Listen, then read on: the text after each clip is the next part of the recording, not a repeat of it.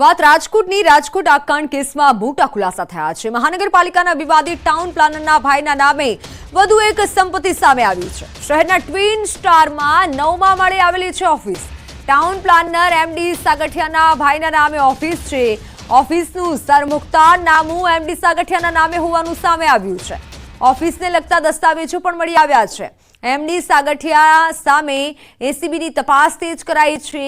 એક બાદ એક અનેક પ્રોપર્ટીઓ સામે આવી રહી છે। દરેક પ્રોપર્ટીમાં માલિક નહીં પરંતુ તેમની પાસે પાવરનામું હોવાની વિગતો મળી છે।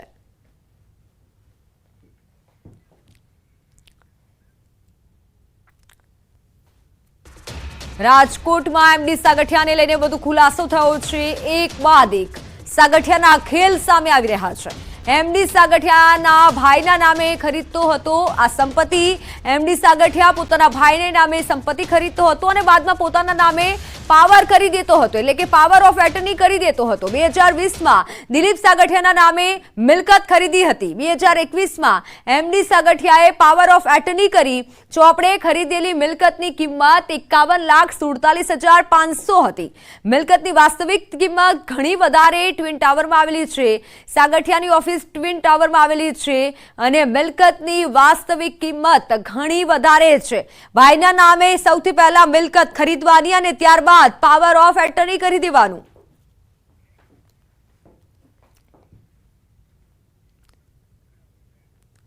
રાજકોટ આકાંડ પહેલાનો વધુ એક વિડીયો સામે આવ્યો છે। મૃતક સુનિલ સિદ્ધપુરાની દીકરી સાથે રમતા દેખાયા છે। ગેમ ઝોન આકાંડમાં સુનિલ સિદ્ધપુરાનું મોત નીપજ્યું છે, જ્યારે નોકરી પર જોડાયાના 15 દિવસમાં જ તેમને મોત મળ્યું છે। શુક્રવારે પરિવાર સાથે ગેમ ઝોનમાં સુનિલ ગયા હતા અને રાજકોટના આકાંડ પહેલાનો વધુ એક વિડીયો જે સામે આવ્યો છે। અગ્નિકાંડમાં મોતને ભેટનાર સુનિલ સિદ્ધપુરાનો દીકરી યામી સાથે છેલ્લો વિડીયો સામે આવ્યો છે। ટીઆરપી ગેમ ઝોનમાં સુનિલ સિદ્ધપુરા દીકરી સાથે રમતા દેખાયા। આ કાંડમાં સુનિલ સિદ્ધપુરાનું મોત થયું હતું। સુનિલ સિદ્ધપુરાએ ગેમ ઝોનમાં નોકરી પર જોડાયાના 15 દિવસમાં જ મોત નીપજ્યું। શુક્રવારે સાંજે એટલે કે આ કાંડના આગલા દિવસે સુનિલ પરિવાર સાથે ટીઆરપી ગેમ ઝોનમાં પણ ગયા હતા।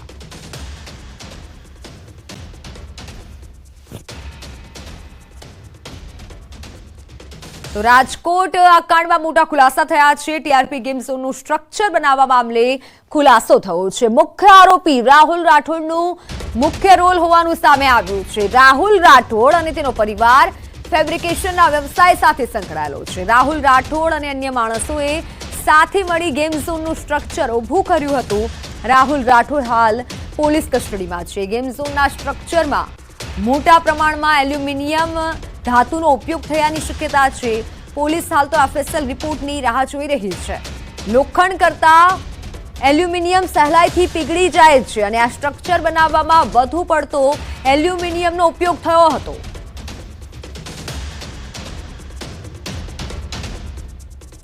જેતપુરના સરદારપુર દરવાજા પાસે મારામારીની ઘટના બની। 4 યુવકો અને એક મહિલાએ માર માર્યો હોવાનો આક્ષેપ છે। ઇજાગ્રસ્ત મહિલાની પ્રેમીની પત્ની સહિત 5 લોકો પાટણથી મારવા આવ્યા હોય તેવો આક્ષેપ મહિલાએ કર્યો છે।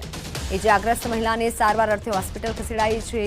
મહિલાને માર મારવાની ઘટના ઉદ્યોગનગર પોલીસે તપાસ હાથ ધરી છે।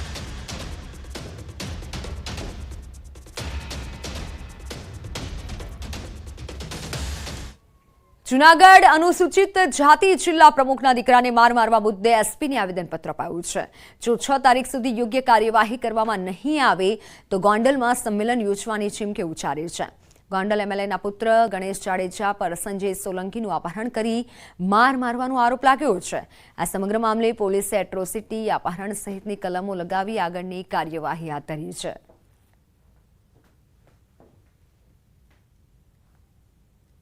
પોતે કાયદાને તોડી અને અમારા દીકરાને રાતે અપહરણ કરી લઈ અને એમને નિર્વસ્ત્ર કરી એમને માર મારેલો અને એવું કીધું કે તું જે કઈ તારા જે પદો છે પદો ઉપરથી રાજીનામું મૂકી દે, તમારા જેવા વ્યક્તિઓને જીવવાનો હક અધિકાર નથી, આમને વાડીમાં નાખી દેવી જોઈએ। આવી જે ઘટનાઓ જે ઘટી છે એટલા માટે આજે અનુસૂચિત જાતિ સમાજ હજી તો જૂનાગઢની અંદરથી આ અમારી એન્ટ્રી ચાલુ થઈ છે। હવે આ આંદોલન પૂરા ગુજરાતની અંદર ચાલુ થશે ને ટૂંક સમયની અંદરથી અમે હવે અહીંયાથી આ સંમેલન છે અહીંયાને હવે ગોંડલની અંદર બોલાવવા જોઈએ। મહેસાણા શહેરની સિટી બસને લઈને વિપક્ષે ફરી એકવાર આકરા પ્રહાર કર્યા છે. વિપક્ષે આક્ષેપ કર્યો છે કે જીપીએસ ટ્રેકિંગ સિસ્ટમ બંધ છે, 5 બસો છે તે પણ બંધ હાલતમાં, ડિસ્પ્લે બોર્ડ પણ બંધ હાલતમાં છે. વિપક્ષ નેતા કમલેશ સુતરિયાના સિટી બસ મુદ્દે આક્ષેપો, જેમાં પાલિકાના ચીફ ઓફિસર સબ સલામતના તેઓએ દાવા કર્યા છે, જ્યારે ચીફ ઓફિસરે જણાવ્યું હતું કે છેલ્લા 2-3 મહિનાથી સિટી બસ અંગેની ફરિયાદો વધી છે અને જે મુદ્દે એજન્સીને પેનલ્ટી પણ કરવામાં આવી છે. આ ઉપરાંત ઇજારદારને બોલાવી ટકોર પણ કરવામાં આવી છે. જોકે વિપક્ષના નેતાએ 7 શરતોનો ભંગ ટાંકી તપાસ કરી પગલાં લેવાની માંગ કરી છે. જો પગલાં લેવામાં નહીં આવે તો ના છૂટકે હાઈકોર્ટમાં અરજી કરવાની ફરજ પડશે તેવી ચીમકી ઉચ્ચારી છે. હીટ મારી ગઈ એટલે બંધ કરી દીધેલ છે તમામ બસો. તો શું આ નગરપાલિકાના કર્મચારી પણ એજન્સી સાથે મિલીભગત ચાલી રહી છે કે સિટી બસ બંધ હોવા છતાં પણ ચાલુ દર્શાવી રહ્યા છે? આ બાબતે ઊંડાણપૂર્વક તપાસ કરવા મેં પ્રાદેશિક કમિશનરમાં, માનનીય મુખ્યમંત્રીશ્રીના, માનનીય વિપક્ષ નેતા અમિતભાઈ ચાવડાના, વાહન વ્યવહાર મંત્રાલયમાં તેમજ મહેસાણા આરટીઓમાં લેખિત રજૂઆત કરેલ છે કે આ બાબતે તપાસ થવી જોઈએ. છેલ્લા 2-3 મહિનાથી તે બાબતે હેવી પેનલ્ટી પણ કરવામાં આવેલ છે અને જે પણ ઇજારદારશ્રી છે એમને રૂબરૂ બોલાવી અને તાકીદ કરેલી છે કે હવે પછી મેક્સિમમ સિટી બસો નિયમિત ચાલે અને એનું ફિટનેસ સર્ટિફિકેટ પણ મેળવી લેવા માટે જણાવેલ છે.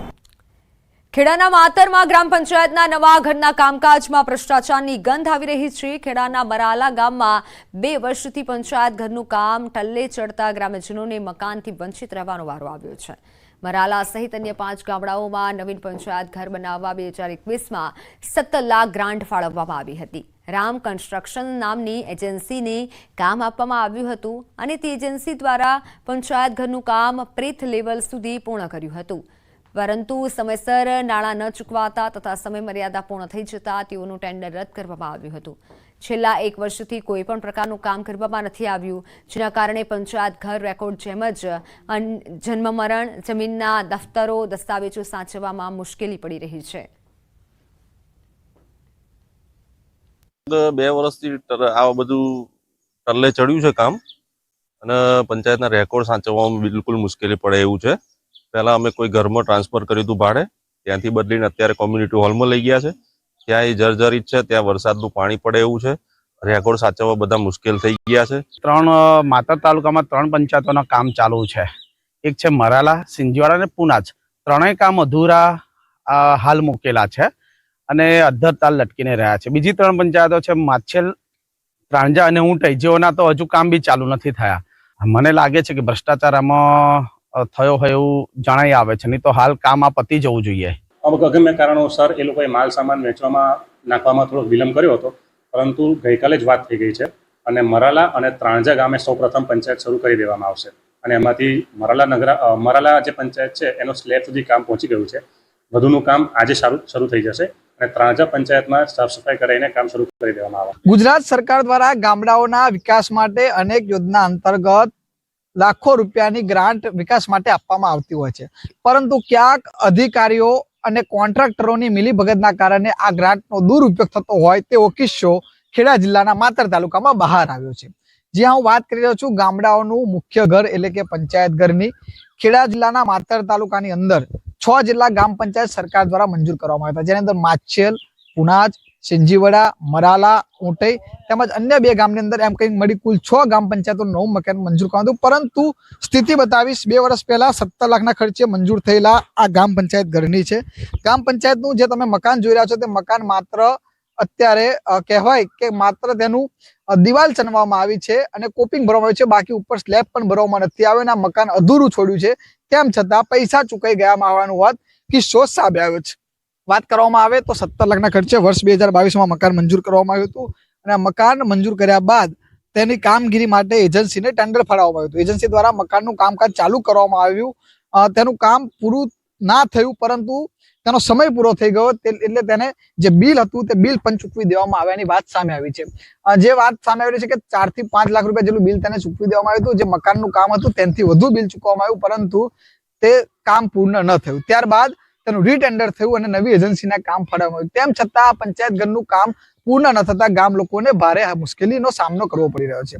વાત કરવામાં આવે તો ગામના જે તમામ દસ્તાવેજ છે, જન્મ મરણના દાખલા સહિતનો જે તમામ રેકોર્ડ છે તે પંચાયત ઘરમાં રહેતો હોય છે. જો આ રેકોર્ડ અત્યારે સુરક્ષિત ન હોવાનો ખુદ સરપંચ અહીં આગળ દાવો કરી રહ્યા છે. ત્યારે હવે જોવું રહ્યું છે કે એસી ચેમ્બરમાં બેઠેલા અધિકારીઓને ક્યારે ભાન આવે છે અને આ જે વિકાસના કામોમાં જે ભ્રષ્ટાચારની ગંધ આવી છે તે ક્યારે કામ પૂર્ણ થાય છે. ઉમંગ પટેલ, ન્યૂઝ 18 ગુજરાતી, મરાલા, ખેડા.